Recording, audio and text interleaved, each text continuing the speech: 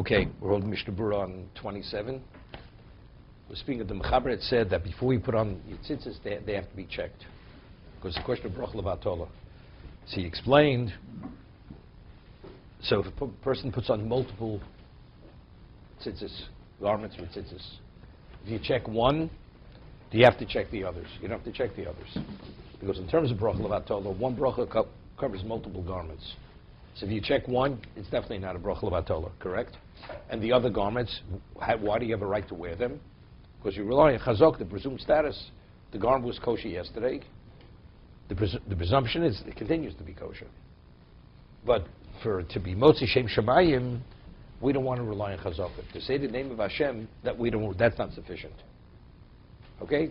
But he says, but the reason is that because the Chazokah is a weak Chazokah because it's not that remote that the tzitzis should tear, easily tear.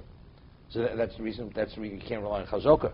So since here you can verify whether it is or whether it's not, we prefer you don't rely on Chazokah.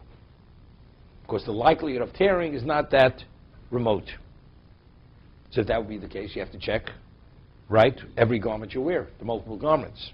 So he said a halachic difference.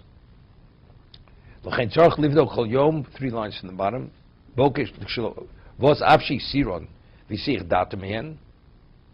He says, let's say a person in the middle of the davening, you took off your towels, that's where we left off yesterday. Person that goes, he takes off his towels and he thinks he's not putting it back on, so he says hadas. And then he realizes, he gets a call, goes out, he thought he would go out, Hatzalah call, he didn't think he was coming back. Goes out into the hallway, he realizes he doesn't have to go on the call. But when he took off his towels, what was his mindset? Not to put it back on. So now when he puts it back on, he has to say another bracha. Does he have to check his talis at that moment? It was kosher a moment ago. Puts it on, he says the bracha without checking. Okay? Although he has to say another bracha, when he wears it again, he doesn't have to check the tzitzis again. There's man mud in rogali posek. In the small period of time, it's unlikely that they tore. Now he has a question. Person has to check the tzitzis, and it's a question of time you finish checking, you're not going to be able to start with the tzibur, saying the Shemona Esrei. Of course, that whatever delay, whatever it may take, Oshikru Lalos LaTorah, they called him to take an aliyah, and he has to put his talos on.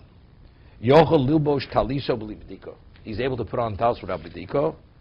As long as he knew the strings yesterday were intact, he could put it on. With a bracha, whatever you could look at them, to just glance them, to make sure they're all intact, that you should do. Lalos LaTorah.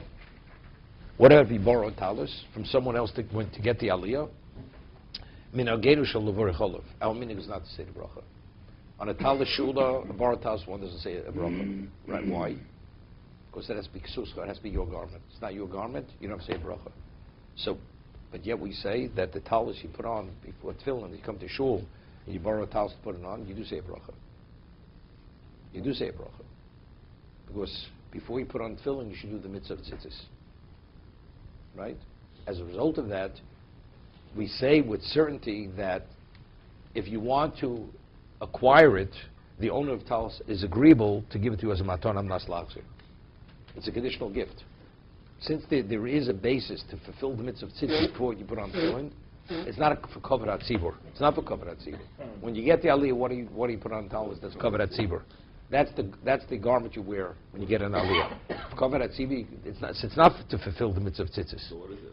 Covered at tzibur. So the reason you're putting on is not to do the mitzvah of tzitzis. Because that's the garment you wear when you go up and you're getting aliyah, which represents the tzibur. So the person goes to the Yomud. What do you wear a talis? Not to fulfill the mitzvah of tzitzis. Because representing the tzibur, there's a certain garb you have to wear. What is the garb? The garb is a talis.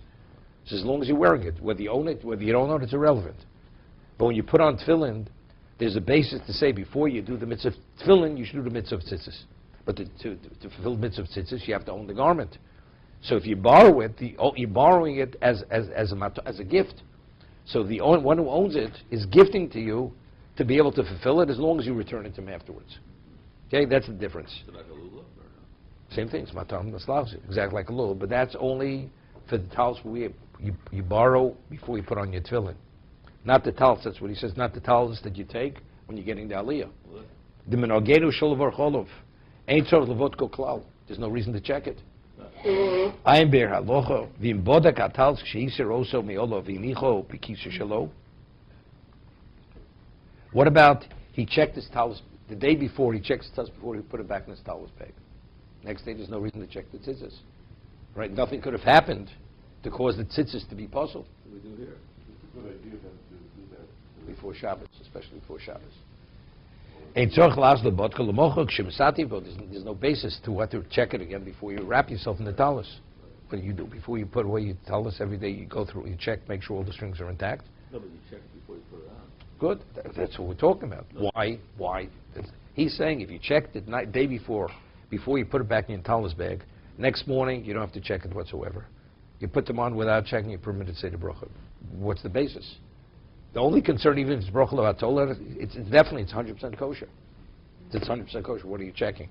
I mean, we said earlier, you should separate the strings. How do you know your talis was used as a gift? In other words, a person came to shul, took your talis to use the talis. You don't have to worry about it.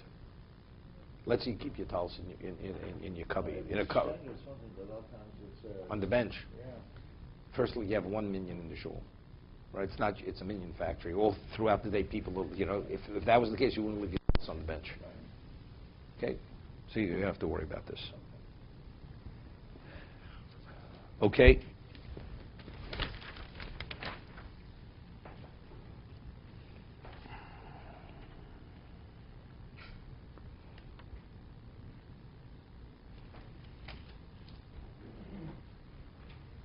I'm being thrown off by the Lashon Nachal Lion Tzaz. This person saying you don't have to, but then it's coming back saying, but after everything's said and done, it's still right to check it a little bit.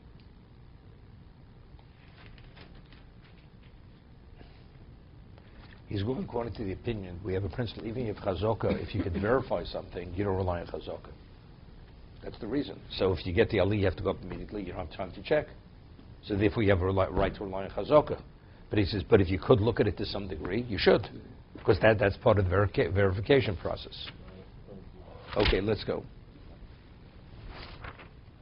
Yud. Im lovish talis koton ba'od she'en yod of nikios. Right? Person puts on talis koton before his hands are clean, that he's able to say the bracha. Put on talis koton ba'od she'en yod of nikios, before you wash your hands. You're getting dressed. I mean, you wash naguvasa. Now you put on your talis koton, but you touch your body, you touch your shoes, whatever it is, so you're not able to say the bracha. So you're wearing the talis koton, and you hadn't yet said the bracha. Normally you say the bracha when you wrap yourself, when you put it on. Correct? But here you're already wearing it. Whenever you say bracha, it always has to be over lasiyoson. You say the bracha before you fulfill the mitzvah. Here, you're actually already wearing the tzitzis. Now what do you do when you say the bracha? So really it's not a problem, because every moment you're wearing the tzitzis, the bracha is always the moment before the next moment. Right? So the bracha always is preceding the fulfillment of the mitzvah. Is it sufficient? To just say the bracha? Or you should really, when you say the bracha, you should somehow have some relevance to the mitzvah, so you should hold on to the tzitzis. You hold on to the tzitzis, and you say the bracha at that moment. There's a lot. What if a person doesn't have a pair of tefillin, and they bring him a pair of tefillin during Birchas Kriya Shema? What do? You should say Kriya Shema with tefillin, and you should say Shemon Esrei with tefillin. So what do? You put them on without a bracha. After Shemon Esrei, you say the bracha on the Shal Yad and the Shal Rosh. That's what you do. So, but you're already wearing them. Normally you say the bracha when you tie the knot, right before you tighten the knot, or before you set the tefillin in place on your head. And here they're in place, and the tefillin are secure on your arm. So the halacha is you're supposed to just touch it. You're supposed to physically engage in the object of the mitzvah, and you say the bracha. It's the same thing. Although every moment you're fulfilling the mitzvah, but to indicate that the bracha has relevance to the fulfillment of the mitzvah, you should hold on to the strings. When you say the bracha, although you're fulfilling the mitzvah, you're wearing the tzitzis, You should hold on to the strings when you say the bracha. Okay? Im lovish talis koden boche in yodin the kios. You'll be shena b'lo bracha. Of course, you put it on. U'sheyitel yodov. And when after you wash it, you mashmesh b'tzitzis v'orcholov. You should touch the tzitzis, and you say the bracha just touching the tzitzis. Oshiyilbash talis acher v'orcholov. Or when you put on, let's say, talis gadol, you should what? You say the bracha on that, and you have in mind to cover the talis that you're already wearing. And in that situation, there's no reason. The only reason why you have to touch the tzitzis is to indicate that it has relevance to that. But since over here, you're actually putting on the talis gadol, so that you don't have to touch the talis cotton, the tzitzis of the talis cotton when you're saying the bracha on the talis gadol, because you're actually engaging directly in the talis gadol. There's no reason for it.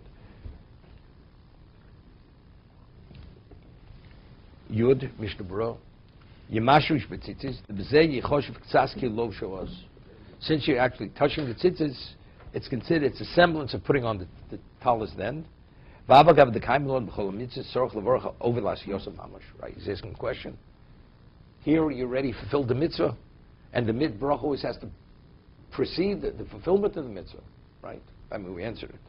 Hocha shayni mishum da'akati gabra d'lo chozi. I mean, I would have answered as we're answering, which we always, because every moment you wear the talit, the tzitzis, you're fulfilling the mitzvahs. Every moment is the moment before the next moment. I think the question is asking, but factually, the way to do it is you should do it before you actually put it on. He says that's if you have a choice. Here, because his hands weren't clean, so he had no choice. He put them on without the bracha. He wasn't permitted to say the bracha. V'chavi liftor. Before Nagel Basar? No. You wash Nagel Basar. Right. But you're getting dressed. Right. So you touch your body. You're not able to say a bracha. Correct? So why don't we wash our hands and put the towels cotton on and say bracha? Why don't we do that? Because your hands, very often, hands aren't clean. They're not clean, and also it's not appropriate. You're not fully dressed. Understand? So what are we doing when we put the towels cotton on? You said put it on without a bracha. And you are Makayim the mitzvah of? Bracha is rabbinical. You wear a four-cornered garment. Every moment you're actually filling the mitzvah of tzitzis. Same thing with tefillin. Okay?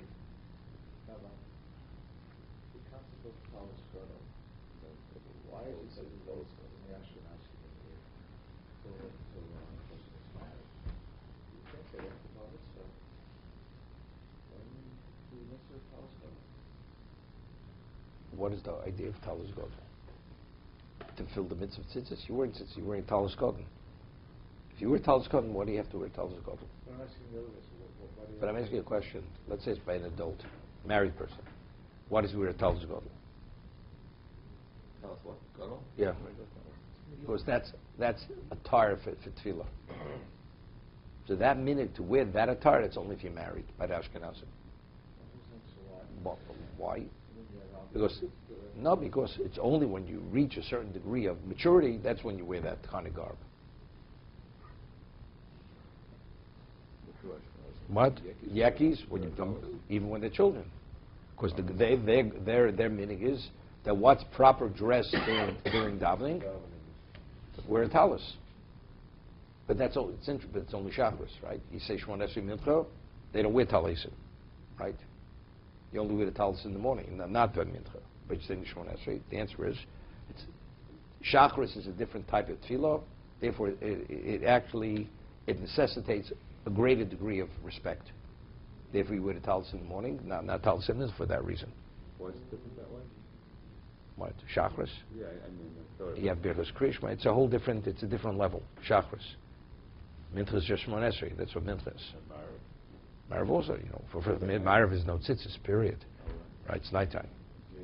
But again, let's say every yeshiva, when they daven Ma'ariv, they wear a talis. Right. But that's covered at tzibur. It's not to fulfill the mitzvah of tzitzis. You don't go to the Omer unless you wear it. That's the attire to be the Shlei Tzibur. To be continued. So really the tzitzis were covered at tzibur